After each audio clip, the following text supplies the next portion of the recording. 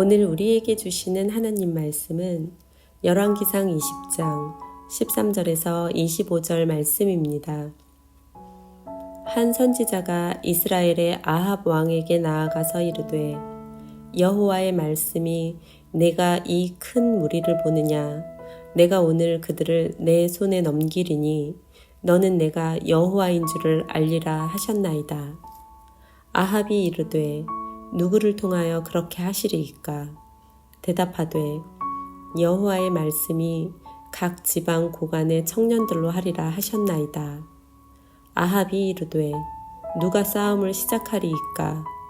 대답하되 왕이니이다. 아합이 이에 각 지방 고관의 청년들을 계수하니 232명이요 그 외의 모든 백성 곧 이스라엘의 모든 자손을 계수하니 7,000명이더라. 그들이 정오에 나가니 베나닷은 장막에서 돕는 왕 32명과 더불어 마시고 취한 중이라.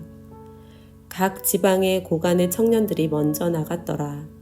베나닷이 정탐꾼을 보냈더니 그들이 보고하여 이르되 사마리아에서 사람들이 나오더이다 하매 그가 이르되 화친하러 나올지라도 사로잡고 싸우러 나올지라도 사로잡으라 하니라. 각 지방 고관의 청년들과 그들을 따르는 군대가 성읍에서 나가서 각각 적군을 쳐 죽이매 아람 사람이 도망하는지라. 이스라엘이 쫓으니 아람 왕 베나닷이 말을 타고 마병과 더불어 도망하여 피하니라. 이스라엘 왕이 나가서 말과 병거를 치고 또 아람 사람을 쳐서 크게 이겼더라.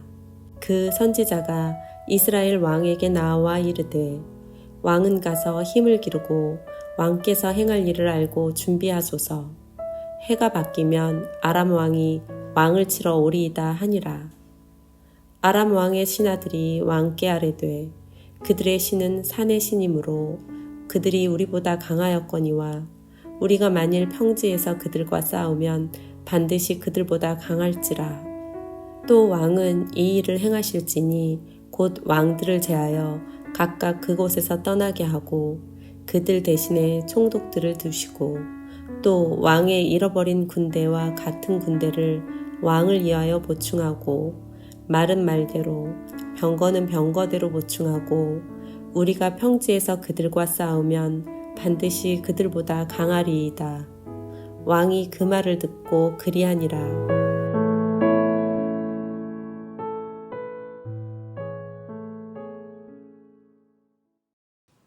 우리가 많이 살진 않았지만 정말 산다는 것은 전쟁터를 헤치는 것과 같습니다.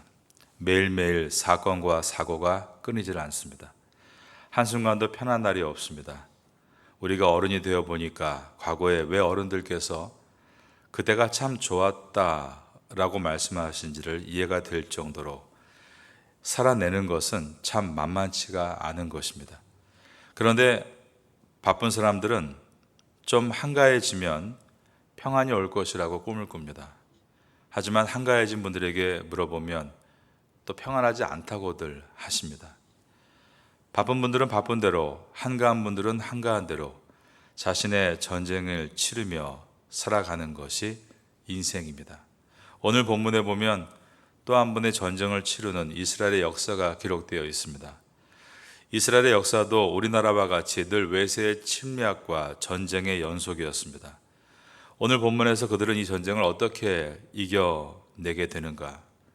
이것을 통해서 전쟁 같은 삶을 살고 있는 우리들도 삶의 현장에서 어떻게 이길 수 있는지 그 원리들을 발견하고 싶습니다.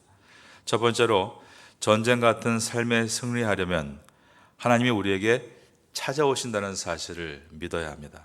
오늘 본문의 첫 절인 열왕기상 20장 13절을 보겠습니다.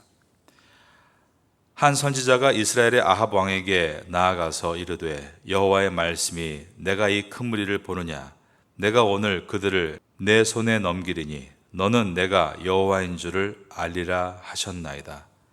아람 왕 베나닷은 큰 군대를 일으켜 이스라엘을 위협하고 전쟁을 일으켰습니다. 처음에 아합 왕은 베나닷의 이 굴욕적인 요구에 그대로 굴복하려고 했습니다. 그러나 장로들과 백성들이 반대하자 자신도 이제 대항하게 됩니다. 하지만 그렇다 해도 아람 왕이 이끌고 있는 10만이 넘는 군대들을 그가 당해낼 수는 없는 것이었습니다. 그는 아마도 심히 두려웠을 겁니다. 그런데 그때 하나님은 그에게 선지자를 보내셔서 승리를 약속하십니다.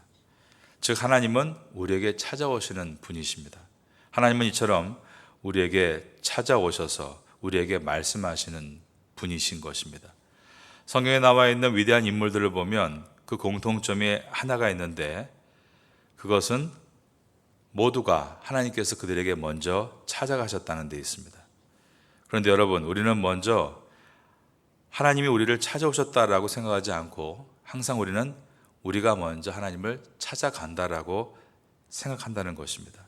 내가 문제가 있어서 오늘 이렇게 하나님 앞에 나왔다라고 생각을 하는 것입니다. 내가 먼저 하나님을 찾아왔다라고 생각을 합니다. 또는 그렇게 찾아왔는데도 아무리 기다려도 하나님께서 나에게 안 오셨다. 하나님의 침묵에 대해서 불평하고 오해하기도 합니다. 그러나 성경 우리에게 분명히 증거하고 있는 것은 우리가 찾아가기 전에 하나님께서 우리를 먼저 찾아오신다라는 데 있습니다. 그리고 전쟁과 같은 삶에서 승리할 수 있도록 해답을 주신다는 것입니다. 오늘 이 자리에 나온 여러분들 중에는 아마 아합이 처해 있었던 것 같은 수많은 적을 눈앞에 두고 있는 그러한 어려운 형편에 있는 분들도 있으실 겁니다. 그런 분들은 절대로 절망하거나 포기하지 마십시오. 하나님께서 먼저 우리에게 찾아오실 것이기 때문입니다. 그리고 하나님께서 말씀하여 주실 것을 기대하십시오. 여러분들은 하나님의 음성으로 세상을 향해 승리할 수 있게 되기를 주님의 이름으로 축원합니다. 하나님이 우리에게 이렇게 찾아오시는 이유가 무엇일까? 그것은 하나님께서 당신이 참 하나님이심을 증명하기 위해서입니다. 13절을 보겠습니다. 13절 하반절에 보면 내가 오늘 그들을 내 손에 넘기리니 너는 내가 여호와인 줄을 알리라 라고 되어 있습니다. 그러므로 이세벨과 함께 우상을 섬기고 엘리야를 대적했던 그 악한 아합에게까지도 하나님께서 찾아오셨는데 그것은 그가 잘났기 때문이 아니라 그가 회개했기 때문이 아니라 또한 아합을 높여주시려고 오신 것도 아니라 그것은 하나님께서 당신이 참 하나님이신 여호와이신 것을 증명하시기 위해 오신다라고 하셨습니다. 하나님은 하나님의 그 큰 권능을 나타내심으로 오직 하나님만이 환난 날의 구원자가 되시고 모든 축복의 근원이 되심을 아합과 그 백성들에게 보여주시고자 했던 것입니다. 하지만 아합은 이 하나님의 놀라운 기적을 보고 나서도 그 은혜에 감사하거나 신앙이 회복되기는커녕 또 죄악의 삶으로 이어가고 결국 비참한 개인적인 최후를 맞게 됩니다. 하나님께서 우리에게 찾아오시는 이유는 내가 뛰어나서가 아닙니다. 또 내 유익이나 나의 이익을 채워주시기 위해서가 아닙니다. 문제를 해결하시는 것이 궁극적인 목적이 아니라 내 문제를 해결해 주시는 과정을 통해서 하나님이 어떠신 분이신가를 나와 내 주변 사람에게 증명하시기 위해서입니다. 두 번째로 전쟁 같은 삶에 승리하려면 우리는 싸움의 원리를 잘 알고 있어야 합니다. 14절을 봅니다. 아합이 이르되 누구를 통하여 그렇게 하시리이까 대답하되 여호와의 말씀이 각 지방 고관의 청년들로 하리라 하셨나이다. 아합이 이르되 누가 싸움을 시작하리이까 대답하되 왕이니이다. 전쟁을 승리로 이끌겠다라고 하신 말씀 앞에 아합 왕이 질문을 했습니다. 왜냐하면 이스라엘 땅에는 그만한 군대가 없음을 누구보다 잘 알고 있었기 때문입니다. 하지만 하나님께서는 미리 준비해 놓으신 큰 수가 있으셨습니다. 바로 청년 용사 232명과 그리고 7,000명의 병력이었습니다.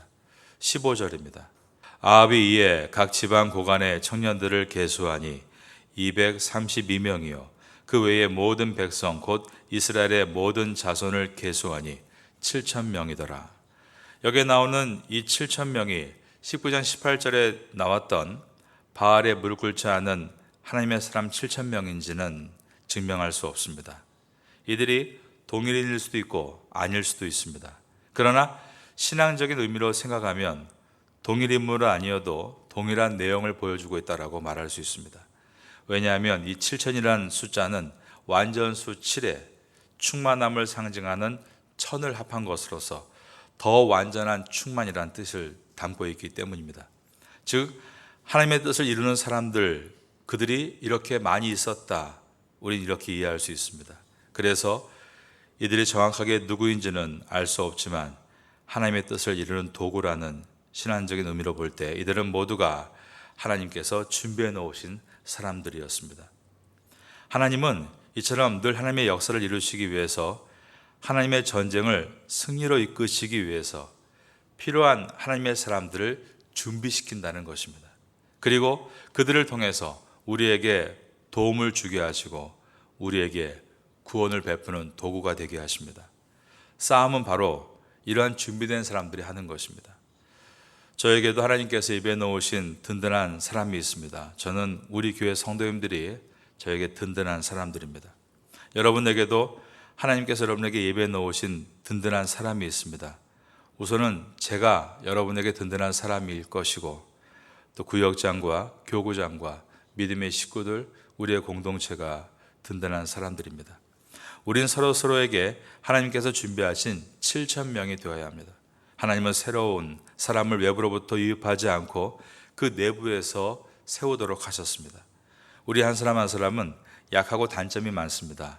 저도 그런 사람임을 고백합니다. 그러나 나 한 사람이 아닌 우리가 될 때 하나님 앞에 귀한 군사가 될 수 있다라는 것입니다. 그런 차원에서 우리는 한 사람 한 사람을 대할 때 서로를 귀하게 볼 수 있어야 합니다.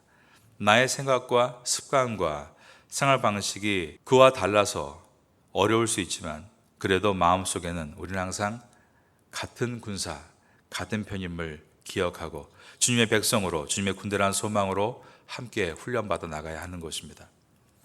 제가 학생 시절에 교회를 다닐 때 길에서 집사님을 만나면 얼마나 설레었는지 모릅니다. 마치 큰 군대를 만난 것처럼 제가 다니는 모교회에 있던 어느 분을 서울 한복판 길에서 만난 것이 얼마나 큰 은혜였는지, 자부심이 생기고 당당해졌는지 모릅니다. 제가 학생 때 운동하러 다니던 곳이 있었는데 그곳에도 집사님 한 분이 운동을 하고 있었는데 그분을 만나는 것이 얼마나 큰 힘이 됐는지 모릅니다. 운동하러 갔을 때 그분과 함께 운동할 때 너무 기분이 좋았습니다. 제가 한 번은 방콕에 갔는데 방콕에 있는 백화점에서 옛날 제가 사역하던 방콕에 있는 교회 청년이 저를 알아보고 저를 뒤에서 이렇게 딱 때린 것입니다. 제가 때려놓고 너무 놀랐는지 두 손을 이렇게 하면서 죄송합니다 그러면서 자기도 모르게 너무 반가워서 그랬다고 라고 말을 했습니다. 제가 어릴 적에 그럴 때가 많았던 것을 기억하면서 그 학생의 마음을 이해했습니다. 수많은 사람들이 있어도 믿음의 성도끼리는 그토록 반갑고 동지애를 느끼게 되는 것입니다. 하나님이 우리를 통해 위대한 일을 이루어 가시는 것을 우리가 늘 경험하기 때문입니다. 세 번째로 우리는 다음 전쟁을 준비해 나가야 합니다. 22절 말씀 보겠습니다. 그 선지자가 이스라엘 왕에게 나와 이르되 왕은 가서 힘을 기르고 왕께서 행할 일을 알고 준비하소서. 해가 바뀌면 아람 왕이 왕을 치러 오리이다 하니라. 전쟁에 승리했습니다. 7,232명의 군대가 10만 명이 넘는 아람의 군대를 이겨낸 것입니다. 그러자 이제 선지자는 아합 왕에게 다음 전쟁을 준비하십시오 라고 권면합니다. 이스라엘을 얕잡아 보다가 크게 혼이 난 아람 왕 베나닷이 분명히 다시 전열을 준비하고 거세게 반격해 올 것이기 때문이었습니다. 그의 예언대로 23절 이하에 보면 아람 왕과 신하들이 어떻게 다음 전쟁을 준비하고 있는지를 잘 설명하고 있습니다. 아람 왕의 신하들이 왕께 아뢰되 그들의 신은 산의 신이므로 그들이 우리보다 강하였거니와 우리가 만일 평지에서 그들과 싸우면 반드시 그들보다 강할지이다. 또 왕은 이 일을 행하실지니 곧 왕들을 제하여 각각 그곳에서 떠나게 하고 그들 대신에 총독들을 두시고 또 왕이 잃어버린 군대와 같은 군대를 왕을 위하여 보충하고 말은 말대로 병거는 병거대로 보충하고 우리가 평지에서 그들과 싸우면 반드시 그들보다 강하리이다 라고 되어 있습니다. 평지를 전투지로 삼을 것과 군대의 직제를 개편하고 병력과 말을 보충하는 그들 나름대로의 준비를 하고 있는 것입니다. 그렇다면 아합 왕은 어떻게 준비를 했어야 했을까요? 22절에서 선지자는 아합 왕에게 힘을 기르고 왕이 행할 일을 알고 준비하라라고 말했습니다. 그렇지만 그 이후에 계속해서 우리가 보겠지만 아합 왕이 제대로 이 권면을 따랐던 것으로 보이지는 않습니다. 왜냐하면 그 이후의 행보가 계속해서 죄악과 타락의 모습으로 걸어갔기 때문입니다. 아합 왕은 하나님의 사람 엘리야를 핍박했습니다. 그랬던 그에게 하나님께서 오늘 본문과 같이 은혜를 베푸시고 큰 은혜를 주셨다면 그가 제일 먼저 해야 될 일이 무엇이었을까요? 그는 제일 먼저 하나님 앞에 자신을 돌이키고 엎드려야 했습니다.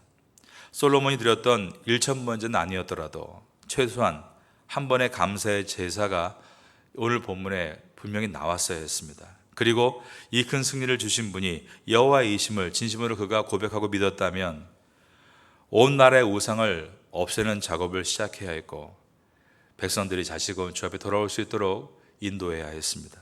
그러나 이후에 성경의 기록은 그가 이런 것들을 행했다는 기록이 전혀 들어있지 않습니다.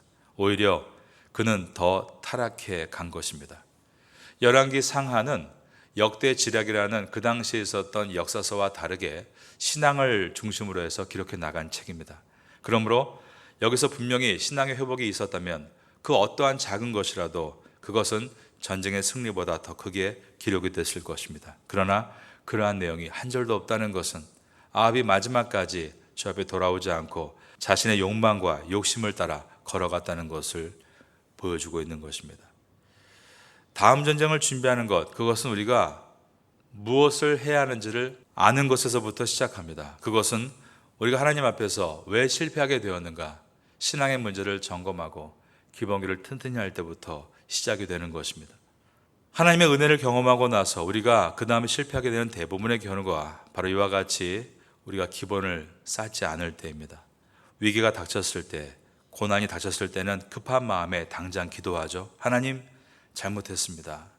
그리고 마치 회개한 것처럼 돌아온 것처럼 행동하지만 막상 하나님께서 그 문제를 해결해 주시고 나면 또 그때부터 기도도 하지 않고 영적으로 나태해지는 것은 그의 기초가 매우 연약하다는 것을 보여주는 것입니다. 여러분께 묻겠습니다. 여러분은 다음 전쟁에도 승리하고 싶으십니까? 그렇다면 오늘 우리가 해야 될 일을 다시 한번 떠올려 보시기 바랍니다. 우리가 해야 할 일, 그것은 우리 마음속에 있는 우상의 재단을 다 치우고 우리의 마음을 깨끗하게 정리하는 것입니다. 그리고 우리의 삶에 바른 예배가 일어나고 건강한 삶을 회복하고 온전한 봉사와 섬김을 해나가는 것입니다.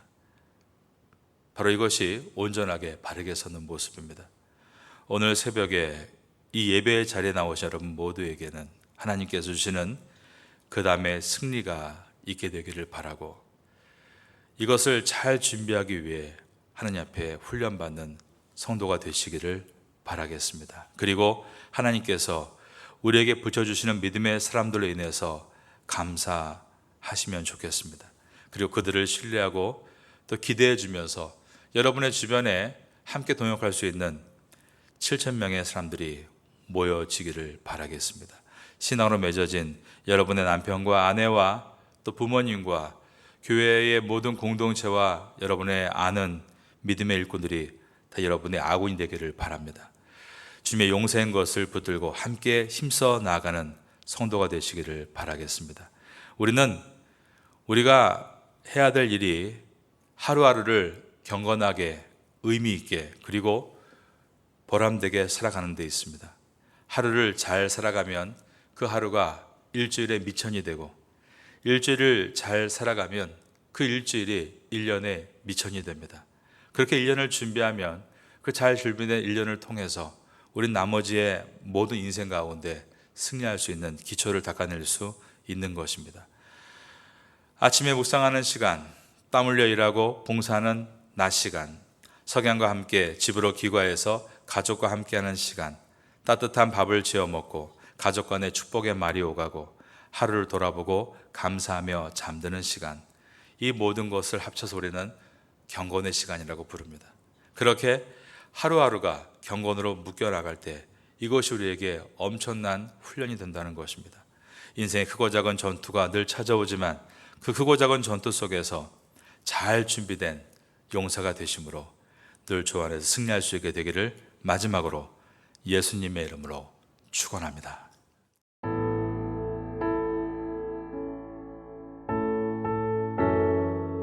지금은 함께 기도하는 시간입니다. 5월의 공동 기도 제목은 첫째, 주일에 온 가족이 함께 예배드리는 믿음의 가정 되게 하소서. 둘째, 출퇴근 때마다 부부간에, 부모 자녀 간의 축복의 언어가 오가게 하소서. 셋째, 소외되고 어려운 이웃들에게 주님의 따스한 위로가 임하게 하소서. 넷째, 5월 19일 레위인의 날, 26일 제9차 장애인 가족 초청 행사를 잘 준비하게 하소서. 말씀을 붙잡고 기도하는 귀한 시간 되시기를 소망합니다.